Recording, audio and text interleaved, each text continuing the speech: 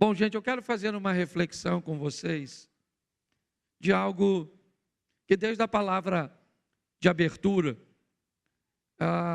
está no meu coração. A dificuldade que nós estamos enfrentando de nos relacionar com o nosso semelhante. O desafio que estamos tendo para manter relacionamentos longos, sadios, salutares. Então eu quero fazer uma reflexão com vocês, pois um dos grandes alertas bíblicos dos últimos tempos seria o esfriamento do amor. Eu quero conversar com vocês rapidinho de algumas coisas que eu acho que vale a pena. Esse culto é mais curtinho, no outro eu vou poder falar um pouquinho mais. Mas coloca para mim, o nosso computador está meio lerdinho, mas vamos lá. Mateus 24, 12. Mateus, capítulo 24, verso 12. Depois vamos a 2 Timóteo, capítulo 3, verso 1. E por multiplicar-se a iniquidade, o amor se esfriará de quase todos. Você pode ler, por favor?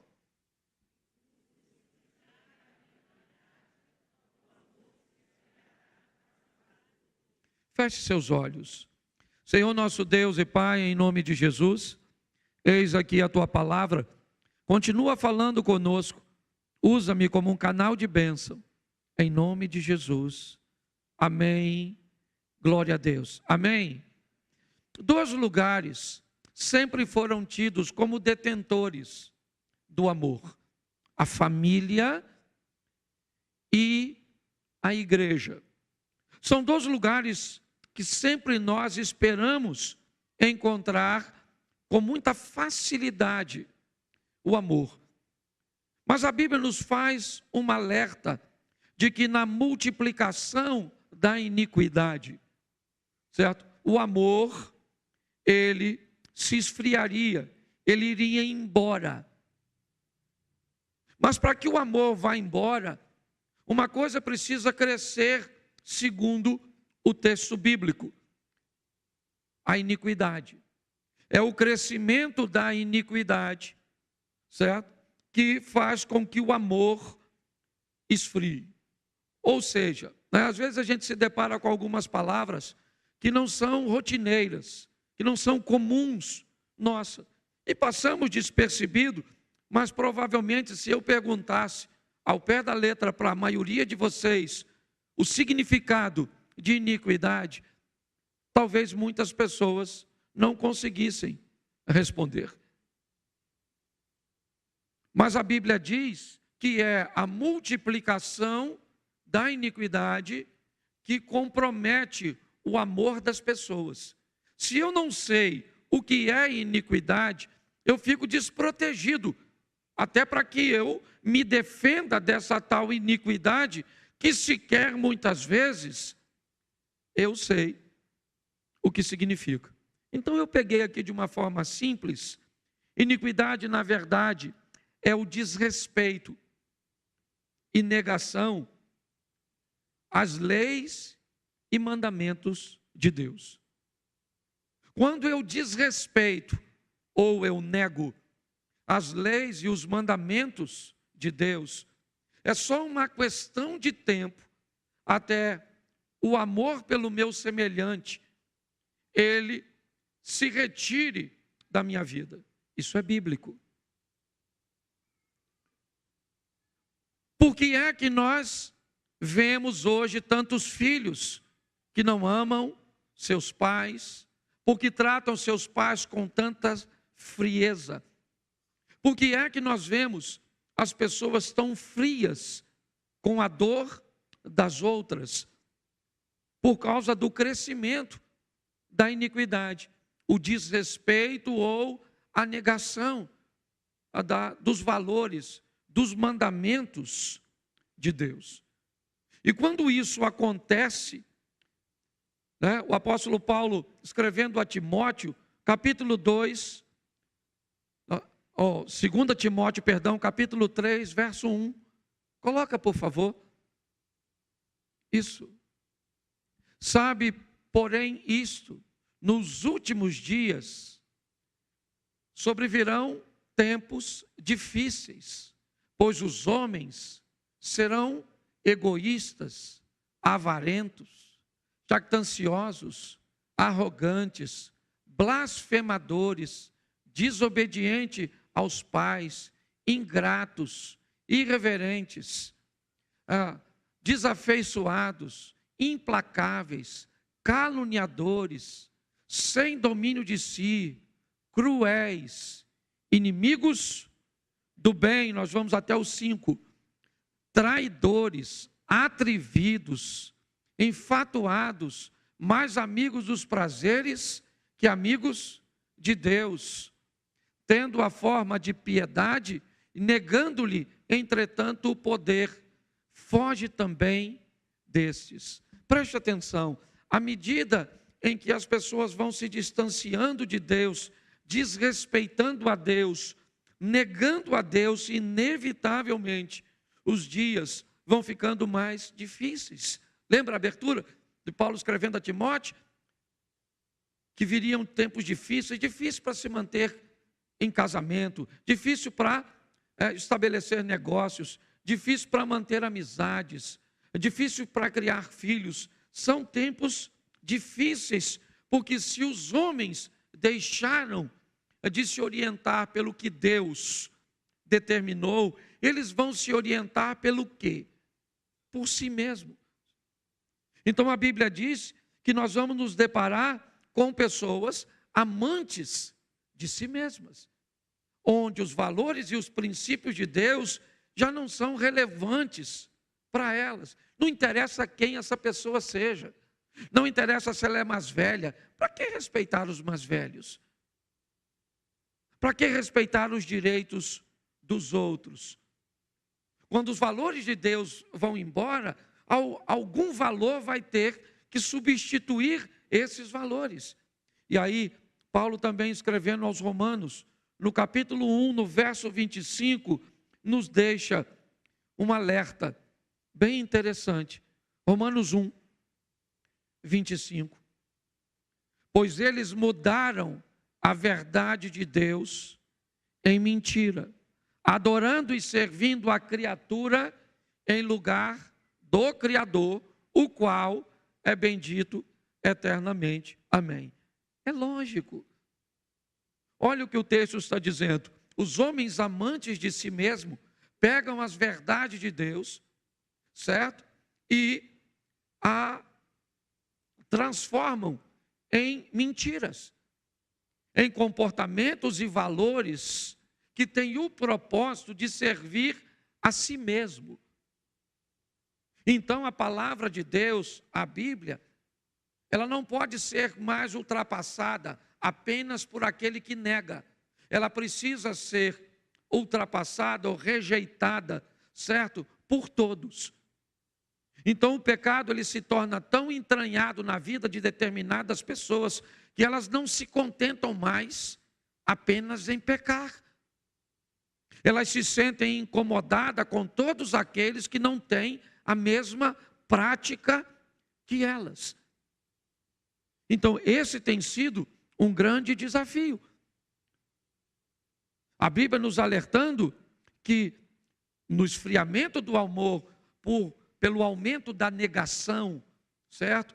A negação se tornou a tal ponto que a Bíblia se tornou um livro extremamente desconfortável para algumas pessoas, a ponto dessas pessoas desejarem remover da Bíblia textos cujos quais elas não querem cumprir.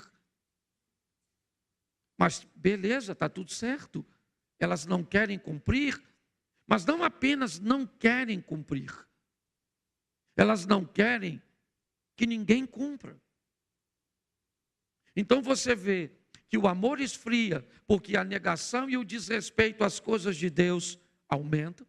O homem começa a ser mais amante de si mesmo, Vimos todos os adjetivos colocados sobre eles, mas faço questão de ler novamente. Os homens amantes de si mesmo tornam-se avarentos, presunçosos, soberbos, blasfêmios, desobedientes a pais e mães, ingratos, profanos, sem afeto natural, irreconciliáveis, caluniadores, intemperantes, cruéis, sem amor para com os bons, traidores, obstinados, orgulhosos, mais amigos, certo, dos deleites do que amigos de Deus. Preste atenção. Esse é o perfil que a Bíblia diz que nós vamos encontrar nas pessoas cujas quais a iniquidade se multiplicou. Quando olhamos para tudo isso, Paulo também dá um conselho ainda falando a Timóteo. No capítulo 3 de 2 Timóteo, a partir do verso 10, olha o que Paulo diz a Timóteo. 3:10.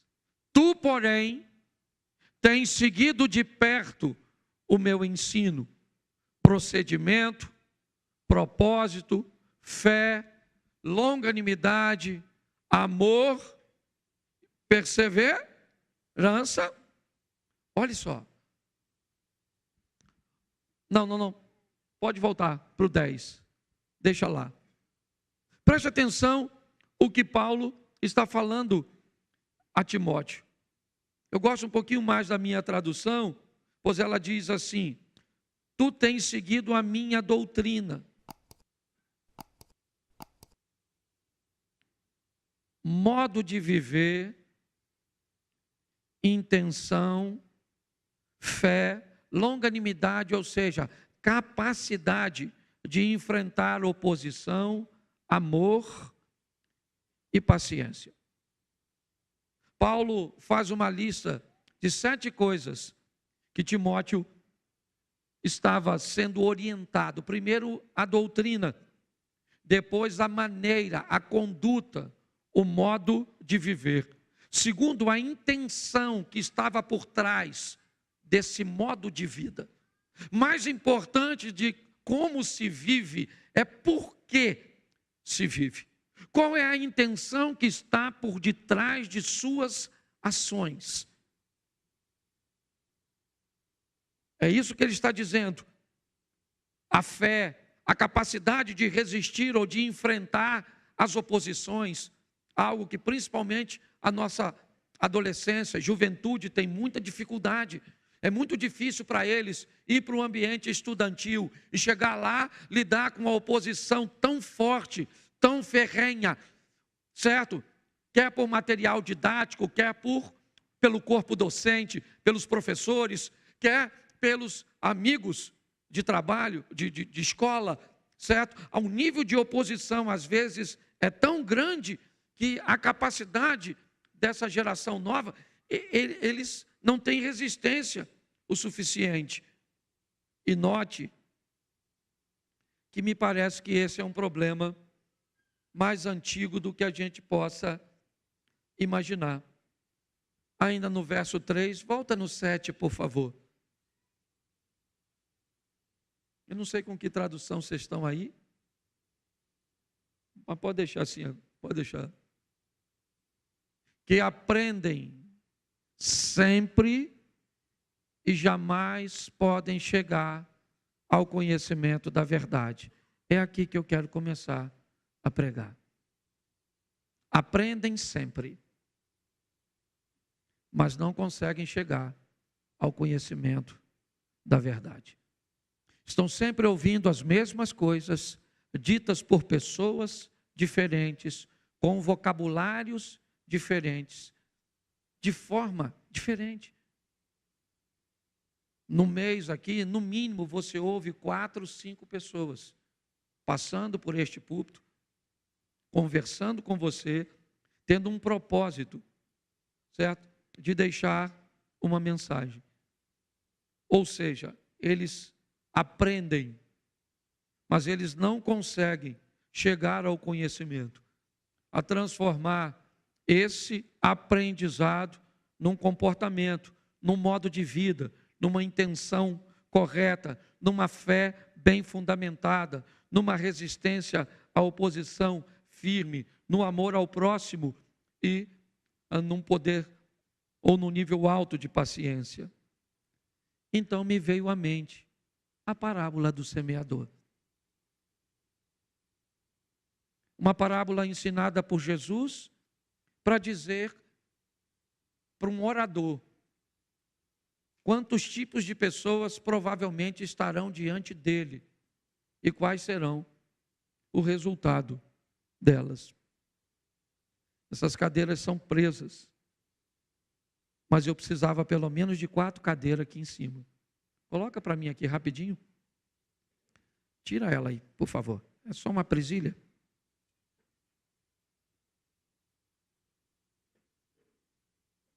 Pode me dar aqui que eu coloco lá.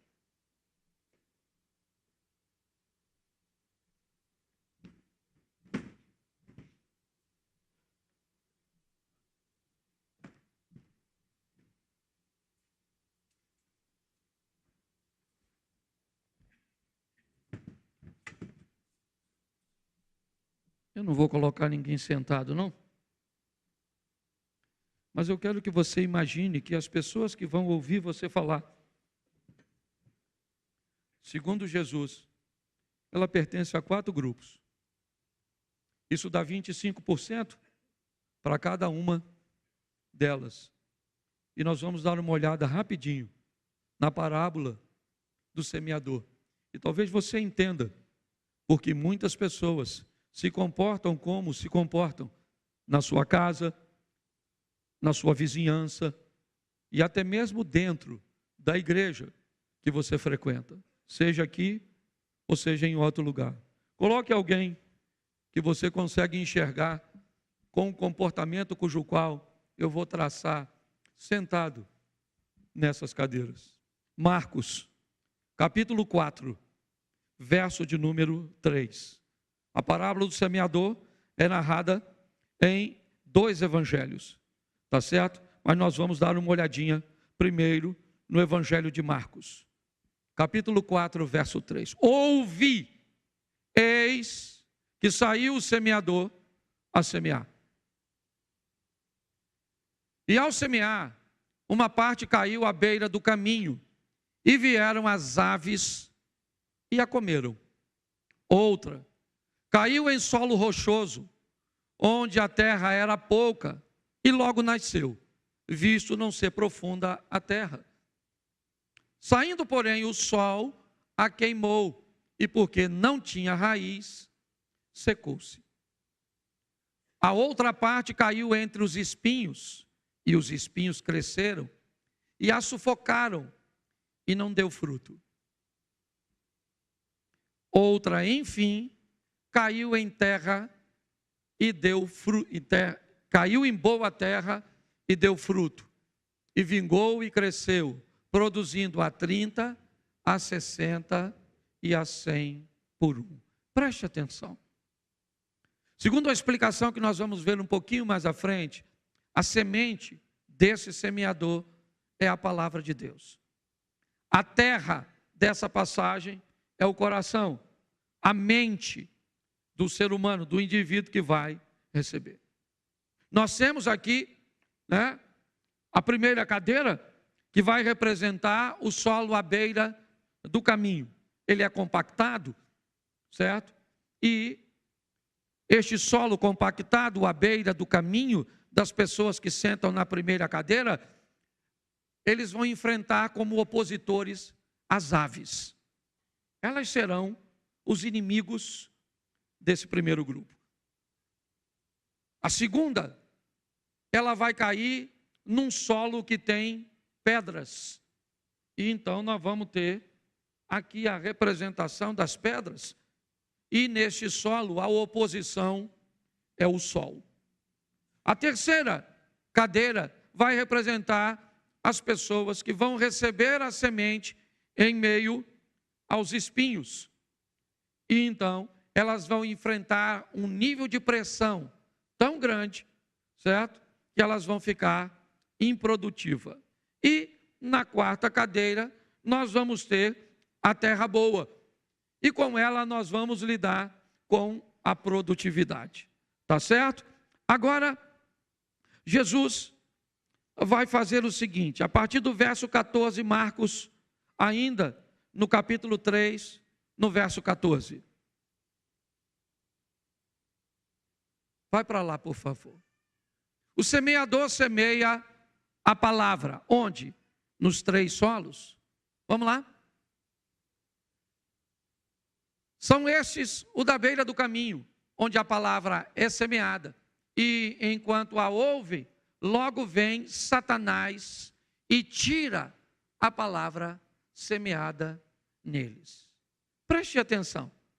Talvez isso não fique muito claro em Marcos, mas vai ficar bem claro em Mateus. Coloca Mateus, capítulo 13, verso 18, e vamos entender o que vai acontecer com a turma dessa cadeira.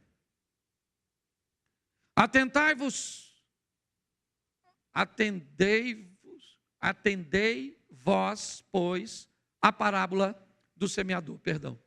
Vamos lá. A todos que ouvem a palavra do reino e não a compreendem. Preste atenção que tem um grupo de pessoas que vão estar ouvindo a palavra de Deus. A semente. O semeador sobe aqui, quer em forma de canção, quer em forma de palavra de oferta, de campanha, certo? Quer em forma de pregação. Ele vai buscar semear alguma coisa no seu coração. E um grupo de pessoas que vão te ouvir aqui na igreja, no seu trabalho, na condução, na escola, elas vão ser representadas por uma parte. E que parte é essa? Na narrativa de Mateus, as pessoas que não vão conseguirem entender. Elas vão te ouvir, mas elas não vão entender o que você está dizendo. Preste atenção. Eu não sei nem se Satanás precisaria, certo? Remover algo que sequer eles conseguiram entender. Mas é muito importante, quando nós estivermos falando, nós buscarmos ser o mais claro possível, principalmente para atingirmos este grupo. Porque se essas pessoas não entenderam nada, certo? Canta-se uma canção que elas não entendem, porque nós imaginamos, ou pelo menos imaginamos, que todo mundo aqui está familiarizado com a Bíblia.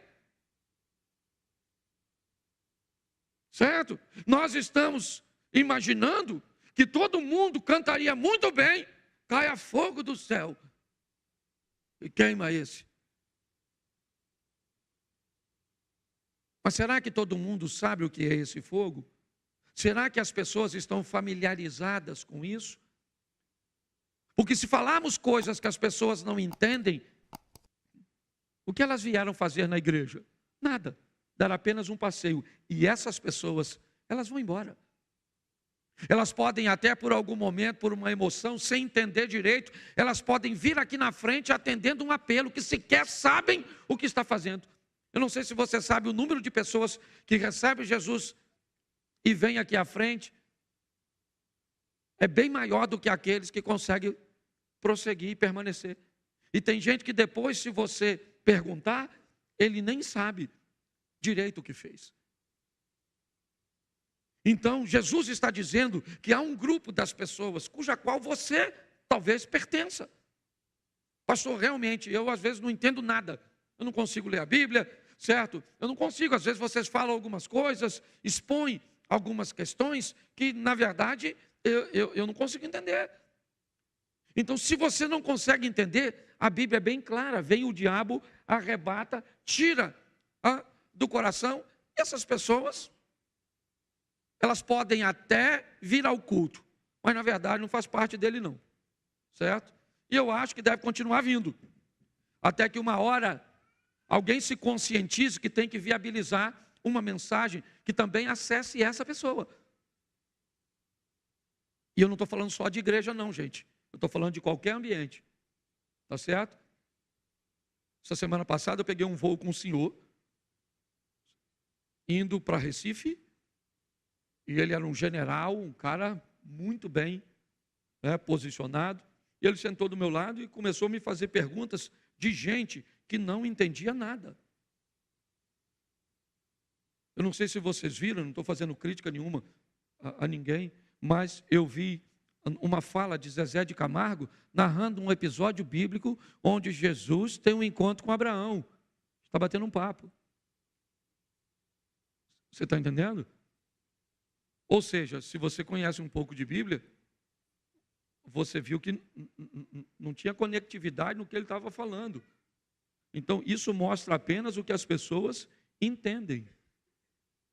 Então, por que é que muitas pessoas talvez não consigam melhorar sua vida, estabelecer um padrão de cristão na sociedade, se tornar o sol que vai oferecer sede, se tornar uma luz que vai remover as pessoas das trevas? Sim, não é porque elas não querem, é simplesmente porque elas não entendem.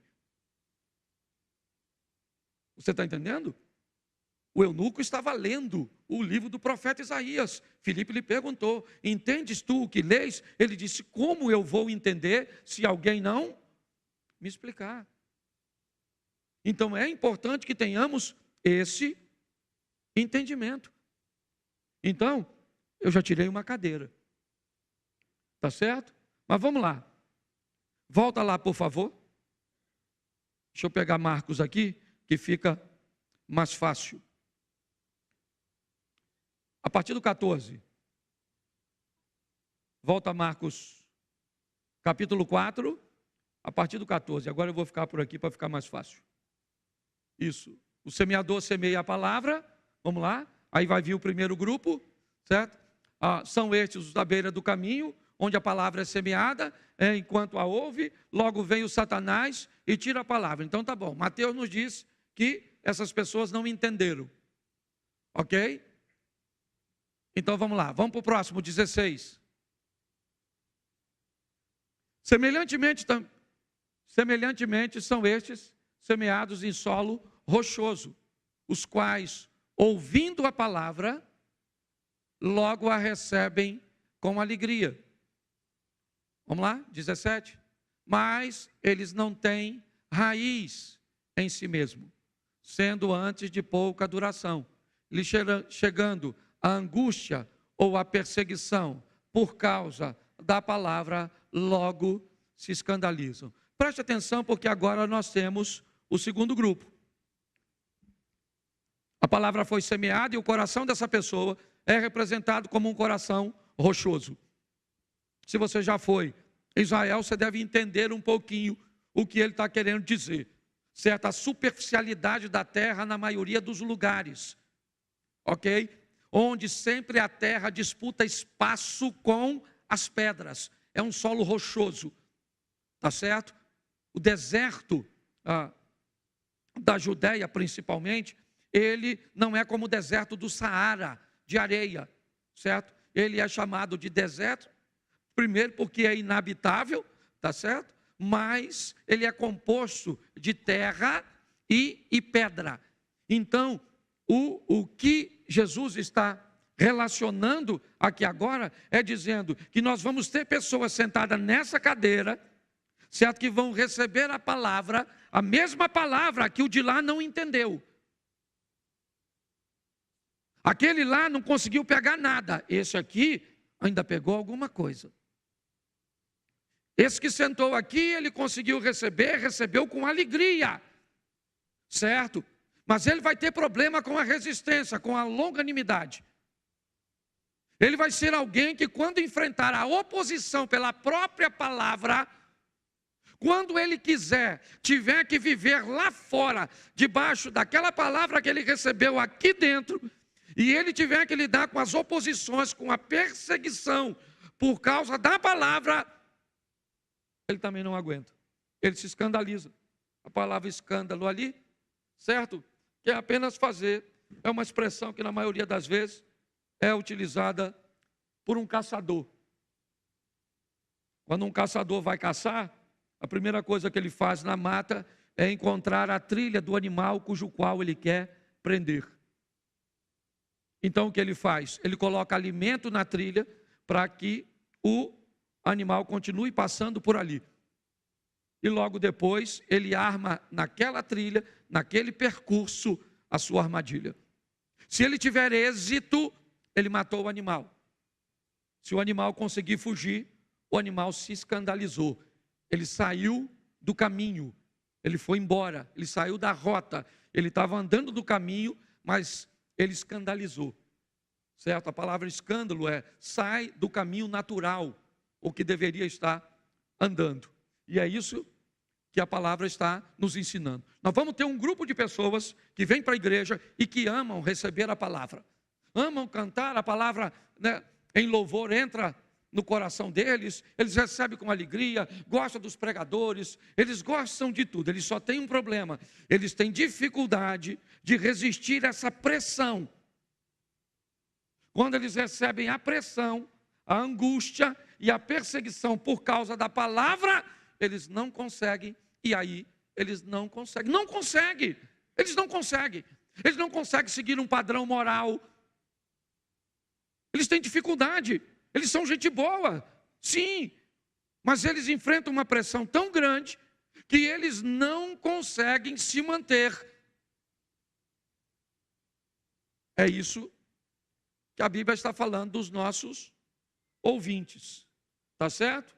Talvez aqueles dois aqui frequentem a igreja com uma certa regularidade, com uma certa satisfação. Alguns não sabem nem o que veio fazer depois de um culto. Se você perguntar o que pregou, ele não está nem aí, ele está mexendo no celular, ele está nem aí, já que ele não entende, ele se distrai, tá certo? Ele vai se distrair, ele não consegue entender. O segundo não, o segundo recebeu, ele gostou, mas ele tem dificuldade com as pressões, tá certo? Vamos para o terceiro? Então coloca aí, versículo 18.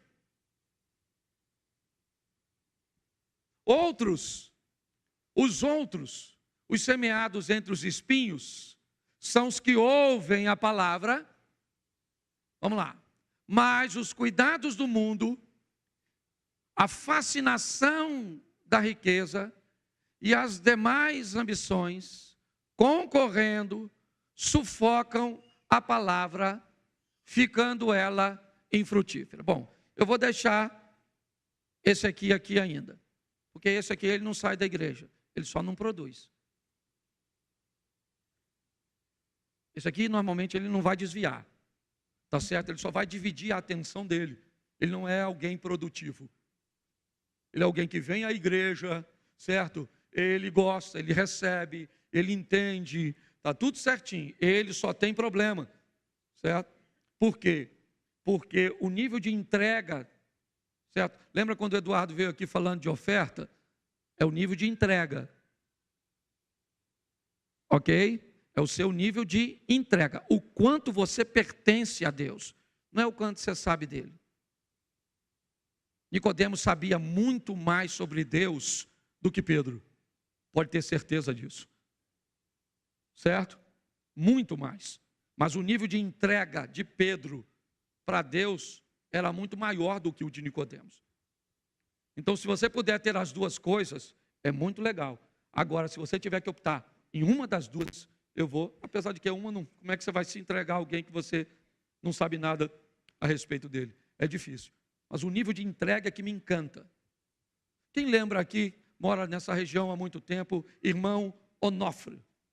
Alguém lembra dele? Isso, morava lá no Santo Antônio, certo? Ele, para ler a Bíblia, pedia a um de nós que íamos lá para ler. Eu não sei se vocês lembram disso. Ele era analfabeto, ele não sabia ler, certo? E se soubesse era muito pouco. Não vou dizer que era analfabeto de tudo, que eu também não tinha tanta intimidade. Mas eu já fazia fila para aquele homem orar.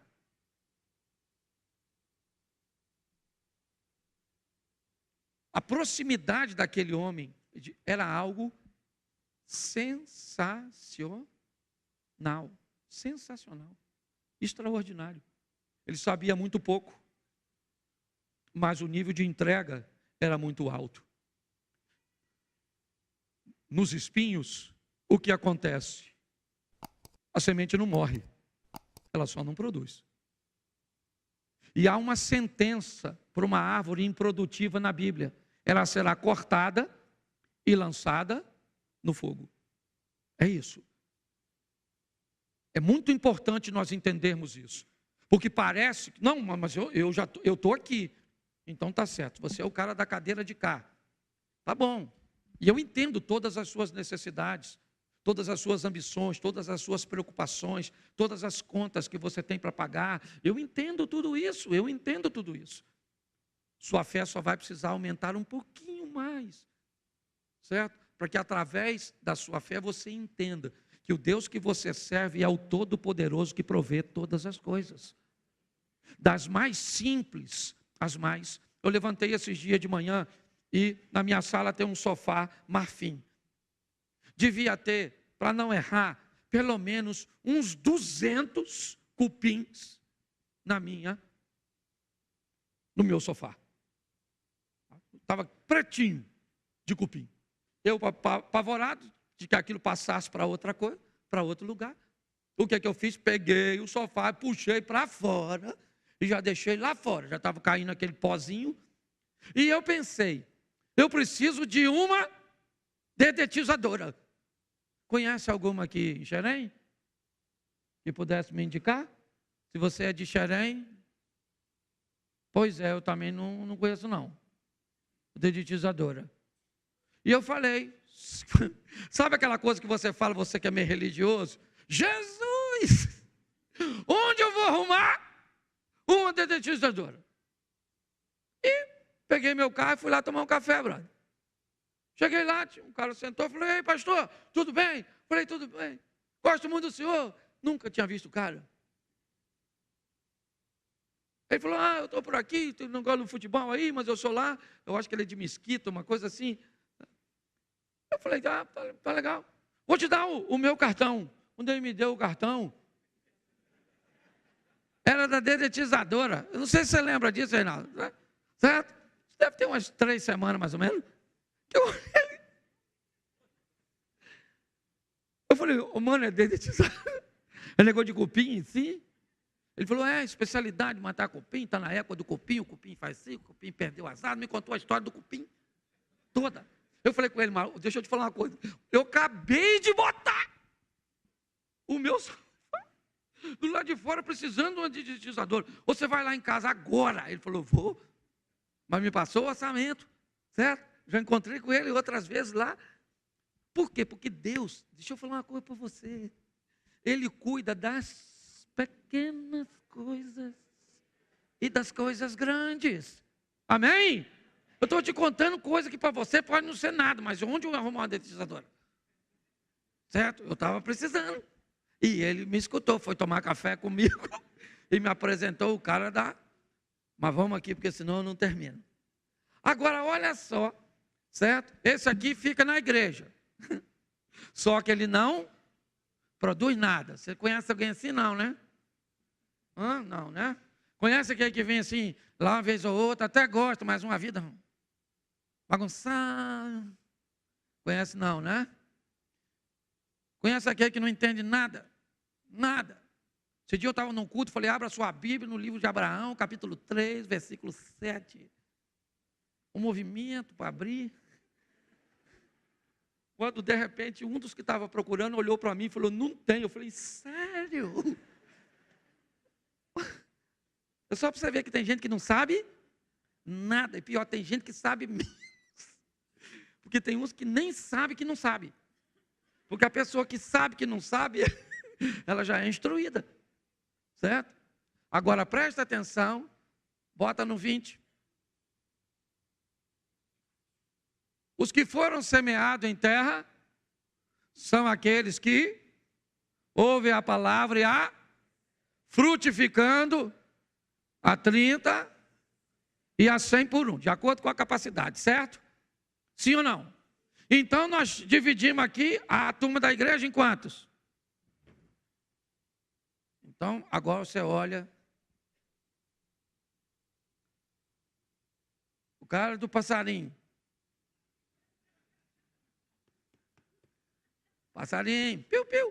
Aqui, ó, para ninguém dizer que não entende. Passarinho, passarinho. Certo? Aqui. Tem gente que morre quando eu faço isso, mas eu morro, pelo menos morre com Jesus. Esse aqui é o da pedrinha. Entendeu? Esse aqui é o do... Isso. E esse aqui é o da terra. Ou seja, de cada 4 pessoas que entram na igreja,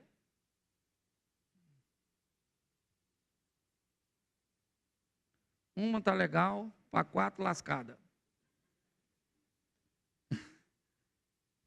Aí eu estava perguntando, Jesus, o que a gente faz? Vamos tomar conta das lascadas, sim ou não? Sim ou não? Não. Vão pedir ajuda às boas. Porque sozinho não dá para tomar conta. Mas você precisa descobrir quem você é.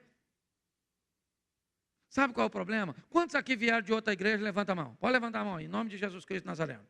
Olha aí, quase todo mundo. Quem aqui se converteu aqui? Levanta a mão. Então você que não levantou a mão, deixa eu tentar de novo. É a turma da cadeira aqui, dessa aqui. É a turma dessa cadeira aqui, não é possível.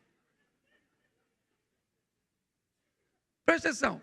Nós temos, e esse é o meu grande desafio, gente, é achar esses 25 dos 100, vamos pegar 100 pessoas, certo? 25, onde eu estou, quem sou eu, certo?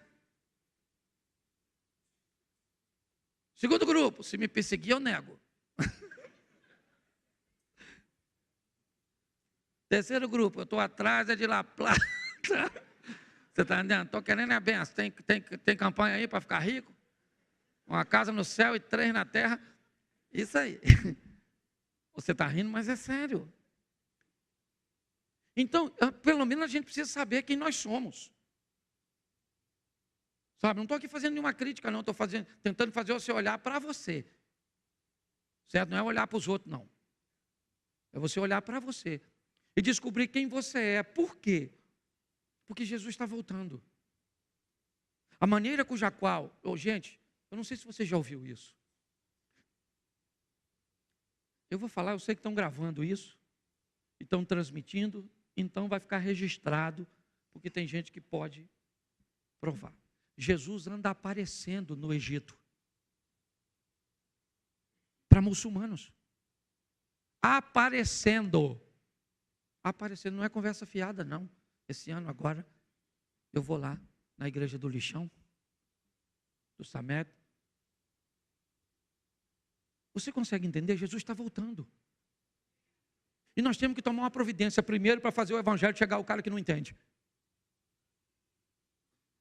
Certo? Segundo, para dar condições a essas pessoas aqui, de serem fortalecidas por aquele grupo da cadeira de lá, que é esse grupo aqui, esse aqui, que a gente tem que unir para nos ajudar a tomar conta dos 3, certo?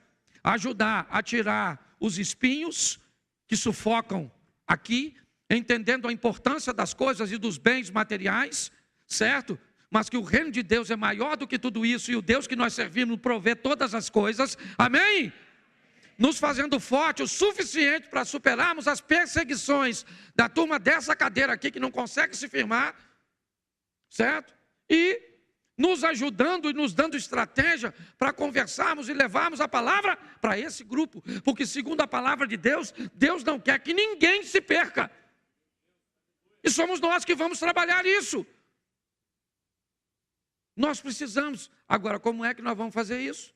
Diminuindo a iniquidade. Parando de relativizar. Aí não tem essa história, mano. Não tem. Certo? Não tem isso. Ah, pastor, uma igreja que não é inclusiva, porque as pessoas nascem desse jeito. Meu irmão, não tem isso. Não tem. Não tem como negociar.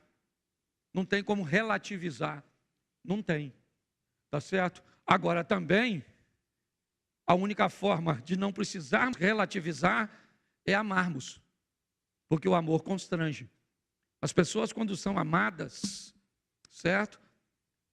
Quando elas se sentem amadas e respeitadas, até mesmo por quem não concorda com sua prática, eu fiquei, e termino aqui, uma das notícias mais tristes que eu recebi nos últimos anos foi do fim do programa do Raul Gil no SBT. Um programa que abria portas para que o gospel pudesse se apresentar. Um programa onde os bastidores do programa, certo, eram extremamente agradáveis, ordeiros. E um programa que me deu duas oportunidades. Uma, de participar do chapéu, certo? E eu tive uma experiência bem legal, porque foi o único programa que um chapéu, ele ficou sem levantar, por causa da resposta que eu tinha dado, e ela seria muito complicada para eles, e aí eles não abriram o chapéu, mas eu pude, e também não vou dizer aqui o que tinha sido, eu não tirei o chapéu para aquela pessoa ou para aquela instituição. E o meu encontro com a Tami Miranda, a filha da Gretchen, certo? Que foi um encontro pautado na oração da igreja, que quem lembra sabe, eu pedi muita oração para estar lá, e que me mostrou que o amor é capaz de fazer, com respeito. Então o mundo precisa ser alcançado.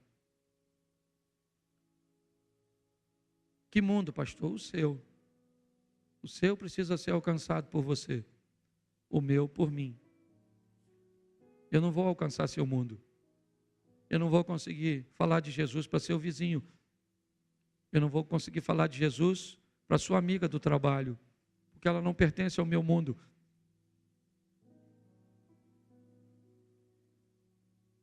Eu quero que você fique de pé.